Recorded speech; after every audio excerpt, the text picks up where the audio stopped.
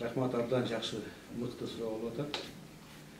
Мен бул университеттин азыр сиз берген суроолорго жооп берүүнүн алдында өткөн күндөрүнө көз чаптырып, тарыхы жөнүндө кыскача келип, университеттин миссиясы жөнүндө айтып келип атат да.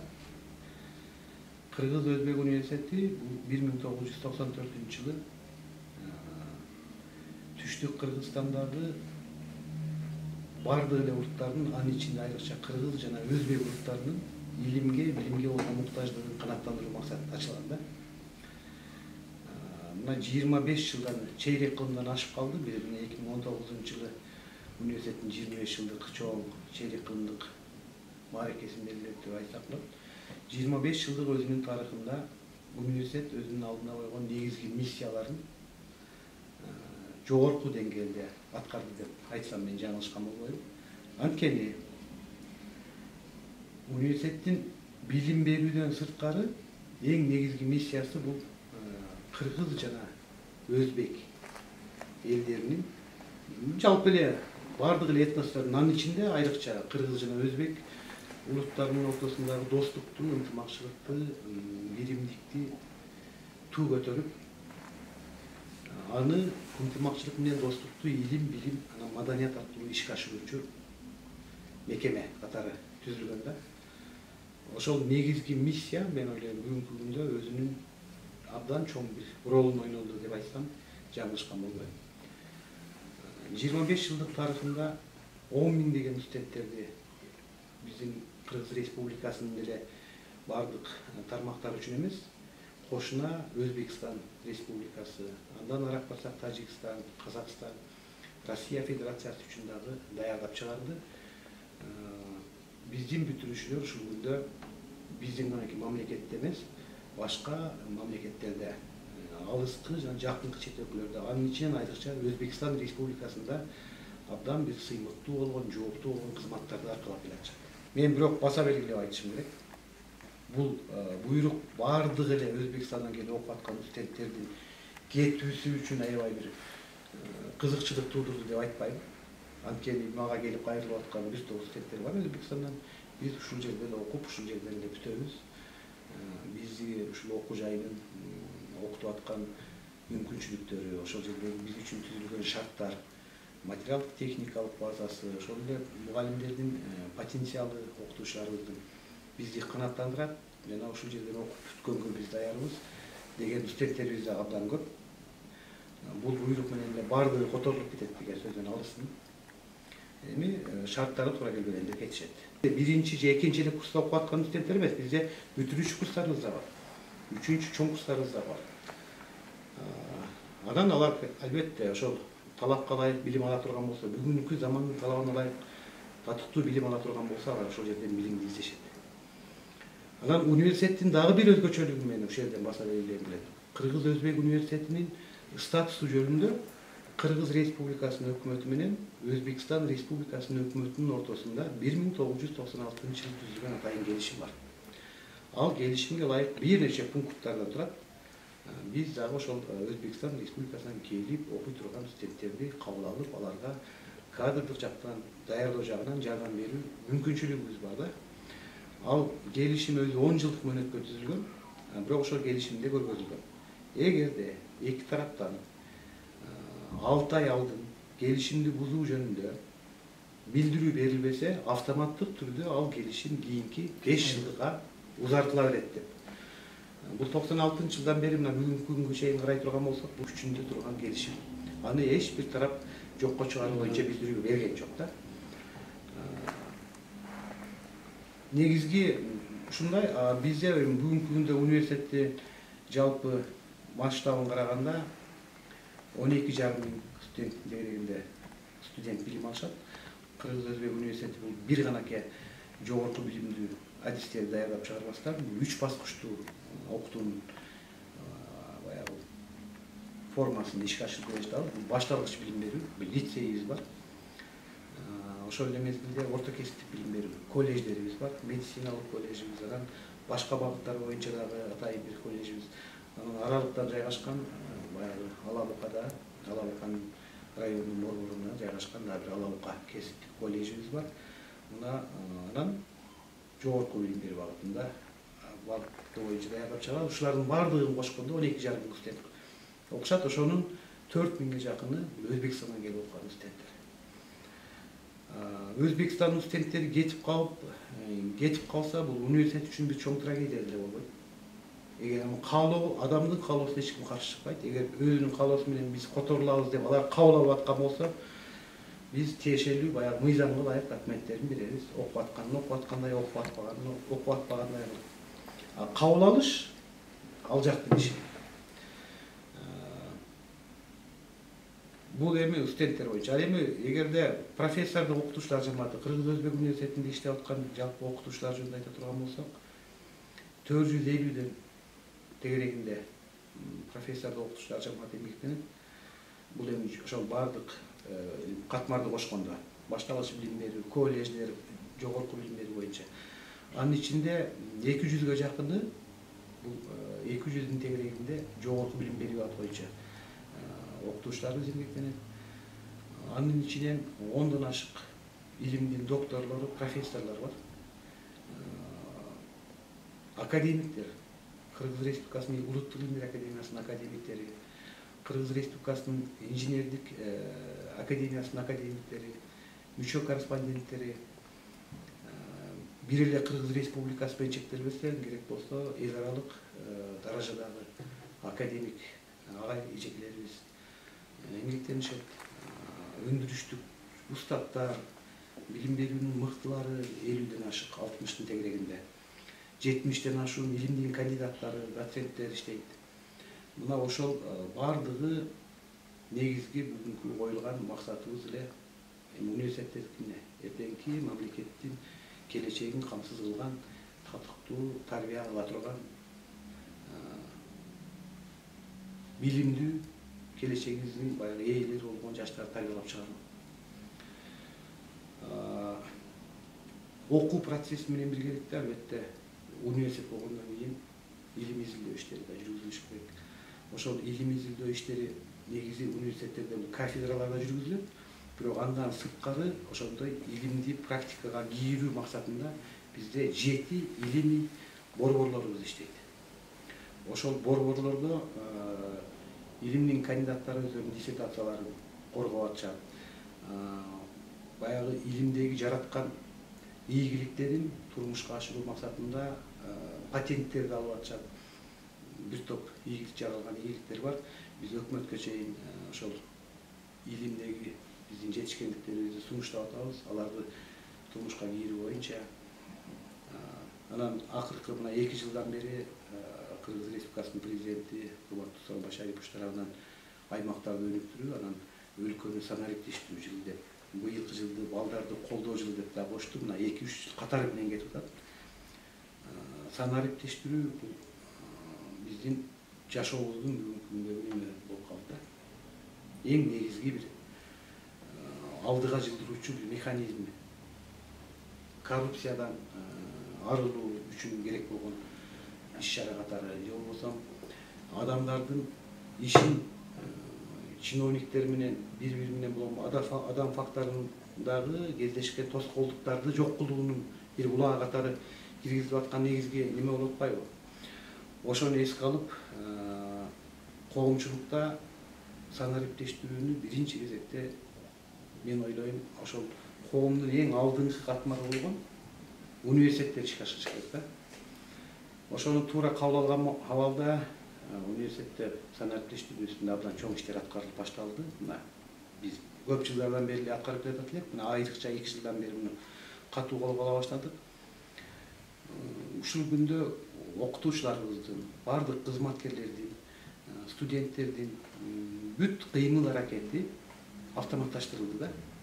АВН маалыматтар системасы бар. Ошол жерде ар бир баланын коду аркылуу кирип, кимди жөнүндө маалымат керек болсо, туулган жылынан баштап бүгүнкү күндө окуп аткан абалы, кыймылы, канча курста окуйт, кайсы багыт боюнча окуйт, контракты кандай акыбалда, сессиялар тапшырылган, тапшырылбаганбы, ата-энеси дагы ошол баланын өзүнүн кодун алып алып туруп, үйүндө туруп, телефондон керек болсо көзөмөл кылып турган мүмкүнчүлүктөр жаралдык да.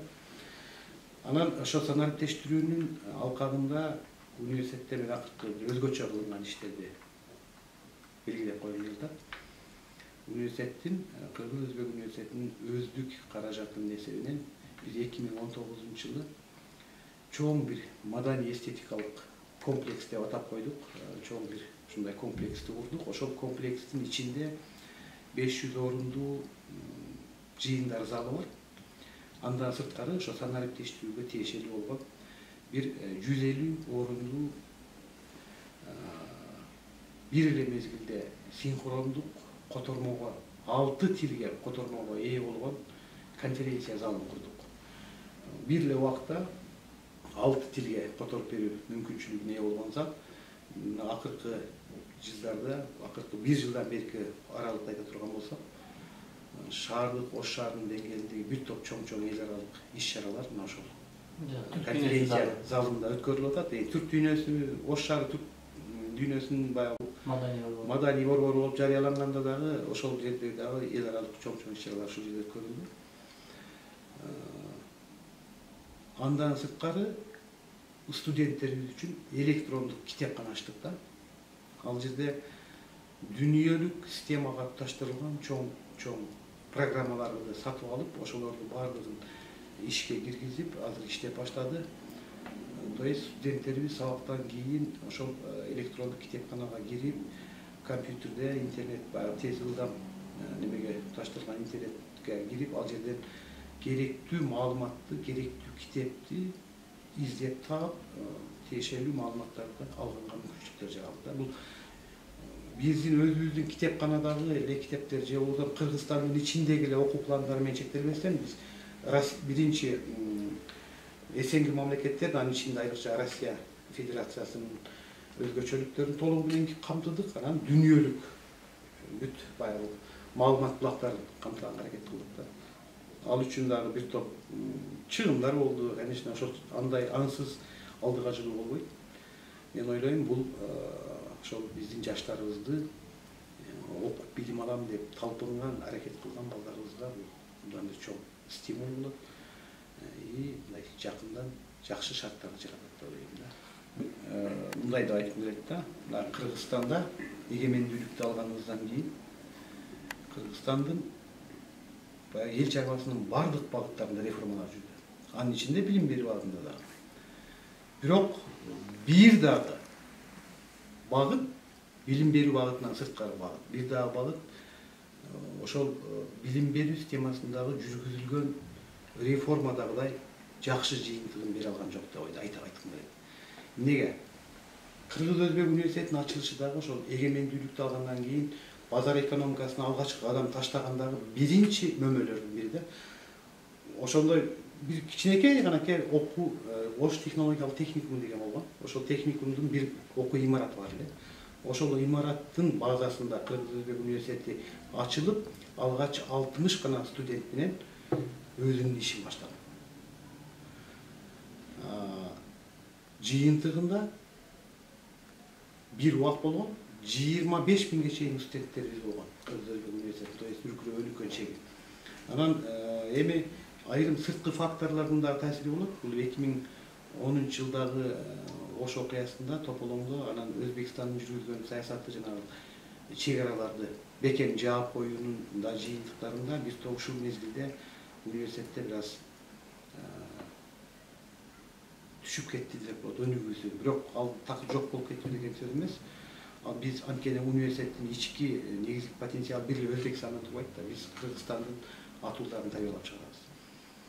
Анан ошол жактан алып караганда алдына коюлган миссияларын толук кандуу аткарып, өзүнүн киндигин өзү кесип, бюджеттен бөлүнгөн каражаттын көзүн карабай, баягы контракттын негизинде окутуп аткан студенттердин эсебинен ошол мугалимдерди айлык акысын, алардын социалдык абалын жакшыртуу үчүн аракеттерди көрдү. Мугалимдерибизге бир нече өнүгүү айтып атасыз. Бир топ мугалимдерибизди квартиралар менен камсыз кылганга жетиштик. Мына Черемушкада бир чоң үйдү сатып алып, ошол жерде мугалимдерибизге муктаж болгон мугалимдерибизге атайын комиссиянын чечими менен бөлүштүрүп берилди. Баягы профсоюз тарабынан дагы бир топ чек үй салам дегендерге мүмкүнчүлүктөр болду, чек алып бергенге. Анан бир окуу имараты мына 25 жылдын аралыгында Ош шаарынын өзүндө чоң 7 окуу имаратына айланды да.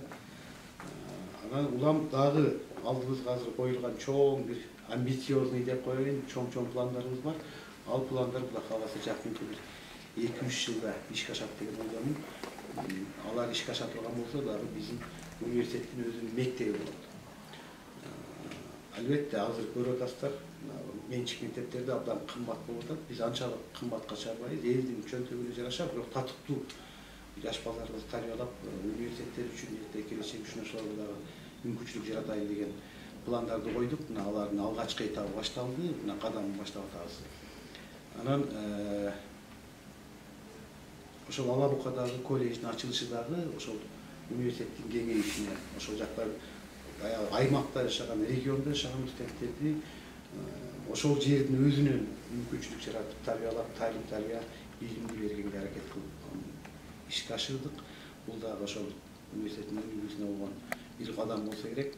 Бүгүнкү күндөгү жогорку окуу жайларындагы профессор, окуучулар жамаатынын алган айлыгы дагы Кыргыз Республикасындагы билим берүү тармагында эмгектенген жалпы эле ошо мугалимдердин орточо айлыгынан алда канча жогору. Биздин университетте бүгүн мугалимдерибиздин орточо айлыгы бул 20 миңди түзүп атат. Бул мен ойлойм, бүгүндө хотя бы минималдык талаптарды кеңири канааттандырууга мындай мүмкүнчүлүк жаралып да. Адам биринчи кезекте иштеп аткан адамдын шартын жаратышыбыз керек. Алардын курсагы ток болуш керек. Анан ошондо коррупциянын элементтери албетте азаяп, анан ошого жараша талап окутуунун сапаты жогорулайт да. Кадр маселесине биз өзгөчө көңүл бурабыз. Албетте азыр абитуриенттерди кабыл алуудан баштай турган болсок, абитуриенттерди кабыл алуу мына бир нече жыл, бир ондогон жылдар болуп калды окшойт. Жалпы республикалык тестөөлөрдүн жыйынтыгы менен кабыл алынып атат. Баягы 110 балдан жогорку билим берүү алуу бар. Конкурс негизинде түшөт. Анын канча бири бюджеттик негизде окушу мүмкүн, канча бири контракттык негизде. Ал эми мугалимдерди кабыл алуудагы атайын ваканттык орундарга конкурс жарыяланып, анан аларга канча адам келип тапшырган болсо атайын бизде буйрук менен комиссия бекитилген. Ошол комиссиянын атайын собеседование деп коюлуп, аңгемелешүүнү өтөп, анын ар тараптуу аңгемелешүүнүн жыйынтыгына жараша анан кабыл алынат. Ошол эле мезгилде эч ким адис болуп, же болбосо эч бир адам даяр кадр болуп жара албайт. Ал келген жаңы бүтүрүп келген жаш кадрларга биз наставниктер деп коебуз, колдоп тарбиялай турган улуу мундун өкүлдөрүн, тажрыйбалуу мугалимдерден дайындап коебуз. Алар кафедранын деңгээлинде алардын иш процессинин жүрүшүнө өзөмөл жүргүзөт, үйрөтөт, билбегенин, сураганын, анан баягы жакшы мугалим болуп чыгыш үчүн жардам берет дегендей да. Тажрыйба бул жыл өтүп келет. Билип эч ким түшкөн эмес. Баягы Москва бир күндө курулган эмес дегендей эле эч качан асмандан түшүп эле даяр кадр чыкпайт, аны тарбиялаш керек. Бул бир жагы. Анан экинчи жагы, жанагы мен мурдагы сөзүмдө уландырчы катары айтып келдим. Окуу жайларында абитуриенттерди кабыл алуунун жанагы жалпы республикалык тестөөлөрдүн жыйынтыгы менен кабыл алып атабыз Кыргызстанда. Ал эми ошол 110 балга жетпей калган абитуриенттерибиз абдан эле көп. Көчөдө калып аткан. Алардын көпчүлүгү же коллежге барып атат. Тапшырып. Же болбосо Россия Федерациясынын чоң мемдеген кадырлуу, авторитеттүү окуу жайлары биз экзамен алып кетип калат. Анан барып ал жерден 1 жыл, 2 жыл окуп кайра которулуп келип атат, кабыл алышка туура келет. Потому что ал жактан которулуп келе турган болсо кабыл алып атабыз. Ушул жерде ошол кабыл алуунун чегин мен ойлойм да. Мүмкүн даже сырттан окуу бөлүмүнө бир 5-10 бала эч нерсени чечпейт. Түшүрүш керек деп ойлойм. Неге? Анткени биз жаштарыбыздын бардыгын сыртка чыгарбай, мамлекеттин өзүндө кармоонун дагы бул бир усулу катары сунушталып жатат да. Анткени жаштар мамлекетте калыш керек. Ушул темпте кете берүү боло турган болсо, элестетип көрүңүз. Азыр окууга өтпөй калган эле жаштарыбыздын бардыгы как мигрант катары мен эмне кылам мында деп иштеген кетип атат. Анан окуган окуп атат, окубаганы ошол жакта иштеп атат. Дагы ошо иштеген боюнча кайра кайтып келсе жакшы. Кайтып келбесе биздин мамлекетте дагы канча бир убакыт өткөндөн кийин демографиялык жаман абалга келип калышыбыз. Карылардын жашоосун камсыз кылуу үчүн жетиштүү деңгээлде жаштарыбыз болуш керек. Ал үчүн төрөлүүнүн коэффициенти жогору болуш керек деп айтабыз. Төрөлүү Кудайга шүгүр Кыргыздарда. Мен такыр эле демографиялык абал төмөндөп кетти дегенден алыспын. Жакшы эле. Статистикалык маалыматтарды карап атабыз да. Бирок ошол төрөлгөн жаш, күчкө толуп турган жаш 20-18 жаштан 35 жашка чейин, 40 жашка чейинки жаштарыбыздын баардыгы сыртка чыгып кетишти. Бул мамлекетке сөзсүз убага келгенде зыян тийгизет. Эми азыркылар тапкан акчасын атасы, энеси бар экен, ошолор үчүн жөнөтүп атат. Бирок алардын балдары жөнөтөбү же болбосо алар берге кийин Кыргызстан деп күйүп жашайбы, алар ошол жакта колуп калышы деген. Ошол маселеге келгенде мындай перспективный жактан келечектүү планды ойлогондо бул маселени тереңден ойлонуп көрүш керек деп ойлойм да. Абдан жакшы туурабы. Студенттердин билимге болуп аткан канааттануусун сөзсүз түрдө мониторинг кылып туруш керек. Алардан сурап туруш керек. Обратный связь болбосо анда жылуу болбойт. Университет эмес, жалпы эле өзү негизи ар кандай мекеме ишкана, анын ичинде өзгөчө биздин университеттер ошол эртеңки ишмердүүлүгү жакшы болуш үчүн, алдыга өнүгүү болуш үчүн айталы маркетинг службасы болуш керек. Ошол служба аркылуу базар рынокты окуп үйрөнүп, талап бар ушул университетке окуйм деген студенттердин, абитуриенттердин кандай көз караштары бар, эмнеси жагат, эмне үчүн ушуну тандайм деген нерсе бар, колунда кармаган эмне фишкасы бар, өзгөчө миссиясы эмне деген саясатты жүргүзүш керек. Бул биринчиси. Экинчиси, ошол баланын окуп аткандагы окууга болгон табити же болбосо окууга болгон каалоосун аныктап туруучу тест түрлөөлөрдү жүргүзүш керек. Ал тест түрлөөлөр бизде болуп атат. Айрыкча акыркы 3 жылдан бери биз жок эле дегенде жылына 2 жолдон өткөрүп атабыз. Ал студенттердин тест түрлөөсү биздин мугалимдерди биз ар бир окуу жылынын акырында аттестациядан өткөрөбүз да. Ошо аттестацияда ар бир мугалимге баа беришет. Биз аларга айтпастан студенттерге тест түрлөө жүргүзүп, алардын койгон балы мугалимдердин алган айрыгына түздөн түз көз каранды. Эгерде ал 3төн төмөн бал алган мугалим болсо, автоматтык түрдө ал мугалим иштен кетет. Биздин практикабызда мындайлар болду. Бир нече мугалимдер ошол студенттердин анкетирование глазами студентов дейбиз. Мугалимдердин ишмердүүлүгүн студенттердин көзү менен анкета жүргүзүү деп атайын иштелип чыккан бир топ пункттардан турган критерийлер бар. Ошол критерийлер студенттер аттарын жазбастан бааларын коюшат. Ошол баага ылайык биз аттестациянын жыйынтыгында ошого жараша чечим чыгарабыз. Бул бир жагы. Бул негизинен жакшы жыйынтык берет.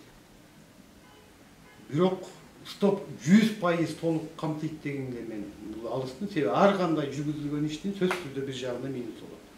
Минусу кайсы?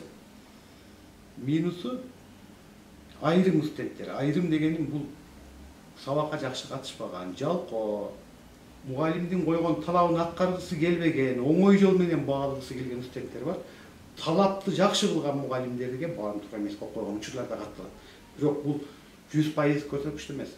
Ошол 100 баланы анкета жүргүзсөм, 10-у, 15-и ушундай чыгып атат. 20-сы да болуп калышы мүмкүн. Бирок негизги басымдуу бөлүгү реалдуу картинаны чагылдырганга аракет кылат. Бул бир жагы. Экинчи жагы, бул мугалимдердин ишине баягы таасирин тийгизүүчү фактор катары карайбыз да. Экинчи жагы, окуу процесси бизде окуу стандарттары, окуу пландары Союздан келаткан план менен келатабыз. Бирок өзгөртүү кириш керек да. Заман өзгөрүп атат. Планга дагы өзгөртүүлөрдү киргизсе болот. Кантип киребиз дегенде бир мугалимдин отуруп алып каалоосу менен эмес, именно ошону биз студенттердин ата-энелерди чакырып, иш берүүчүлөрдү чакырып, анан ошол окуп аткан эң негизги студенттерди менен жолугушууларды кылып туруп, алардан сурап атабыз.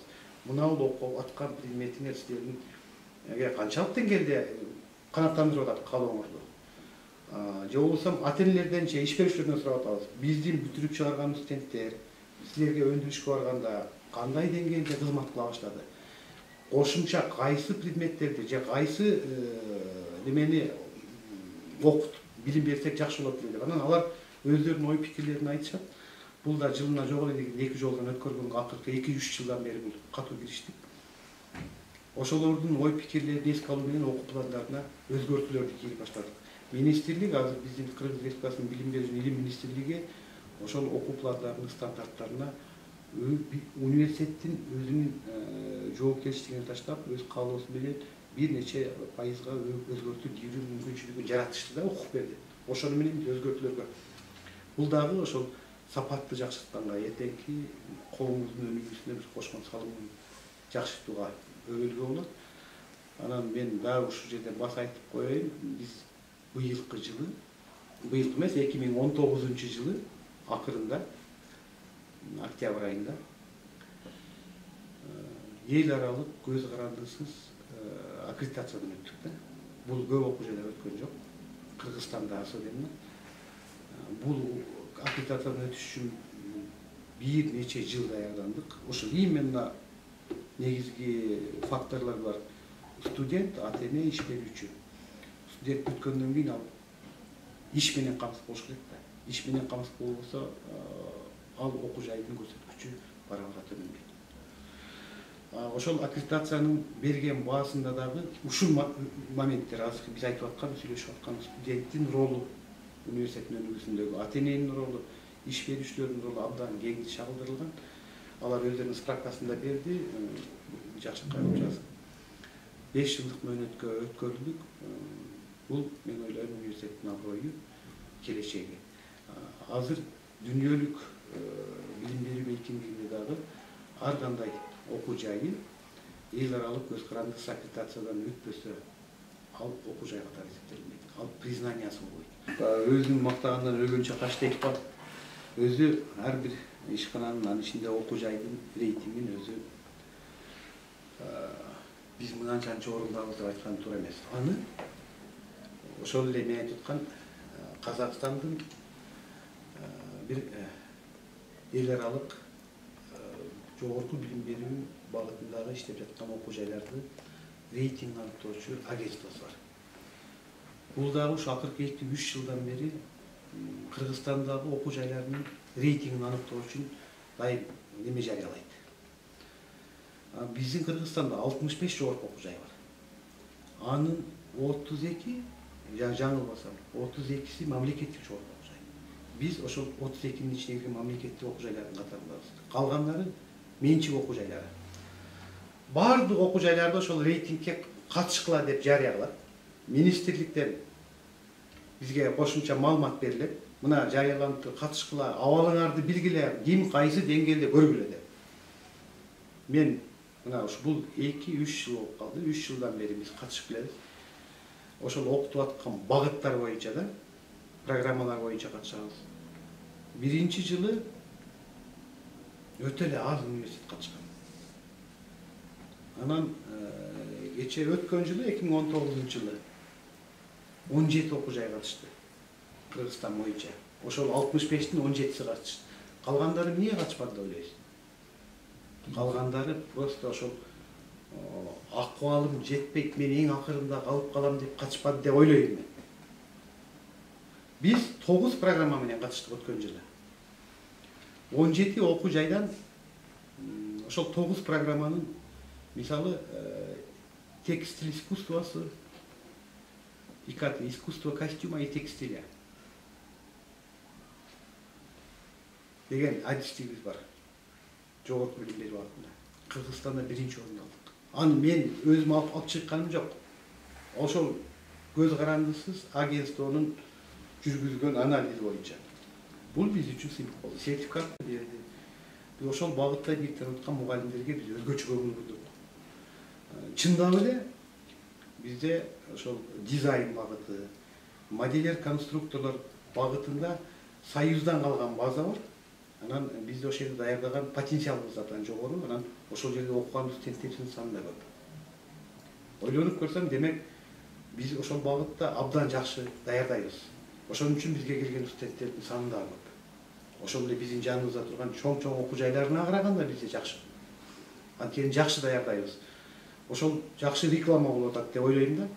Анан ошого жараша базабыз да жакшы, алардын да көзү көрө эмес экен. Ар бир критерий боюнча аныктаганда биз биринчиге чыктык да. Айрым багыттар программалар боюнча 6-орунду, 3-орунду, 7-орунду алган учурлар, 10-орун алган учурларыбыз да болду. Биз төмөнүрөөк алган жерибизде өзүбүз ойлонуп жыйынтык чыгышыбыз керек. Демек, мына жерде биздин жетишпестиктерибиз бар, ушунун үстүнөн иштешибиз керек деп. Жалпы ошол 17 окуу жайынын жоон ортосунан ылдый 10-дун ичине кирип турабыз. Бул аймактагы жайгашкан, региондогу жайгашкан 25 жылдык тарыхы бар кичинекей университет үчүн мен ойлойм жакшы жыйынтык деп. Бүгүнкү күнгө. Бирок бул чек болбош керек. Биз эми ошол 10-дун ичине кирип аткан болсок, демек кийинки биздин кадамыбыз 7-дин ичине кирейли, 5-дин ичине кирейли деп алдыга жылышыбыз керек. Ар бир 2 жылдык же 1 жылдык же 3 жылдык баягы кыска мөөнөттүү, анан узак мөөнөттүү перспективалуу пландар түзүп алып ошого жетишишибиз